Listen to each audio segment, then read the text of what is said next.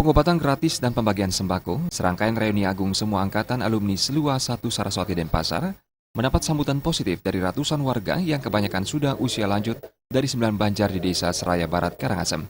Ketua Panitia, Ketut Warmayana mengatakan, kegiatan ini merupakan kerjasama para alumni, Fakultas Kedokteran Gigi Universitas Mahasaraswati, dan pemerintah Kabupaten Karangasem. Pengobatan melibatkan 12 dokter spesialis dan umum, serta beberapa mahasiswa koas. Selain itu, pada 24 November akan diadakan penyuluhan narkoba dan seks bebas bagi kalangan muda. Selanjutnya pada 6 Desember akan diadakan gerak jalan santai dan donor darah di lapangan Niti Mandala Renon Denpasar, serta malam keakraban dan pentas seni di sebuah hotel di Jalan Veteran Denpasar. Berupa bakti sosial, berupa pembagian sembako dan pemeriksaan kesehatan umum dan kesehatan gigi.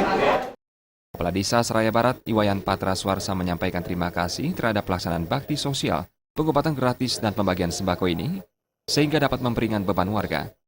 Terlebih saat musim kemarau ini, sekaligus dapat menjaga kesehatan warga. Kami di sini sehari-harinya kerjanya serabut, Pak. Ada yang industri kecil, ada penanya, ada juga petani. Petani pun itu hanya setahun sekali. Kebetulan pada hari ini Bapak ke sini dalam musim panas, maka luar biasa Pak. Dengan tema berbagi dalam kebersamaan, diharapkan ke depan setiap 3 tahun bisa melakukan kegiatan yang sama. Tema acara kami buat berbagi dalam kebersamaan, artinya untuk seluruh angkatan alumni SELUA 1 Saraswati bisa berkiprah untuk masyarakat kita semua. Rai Swantara, Bali TV.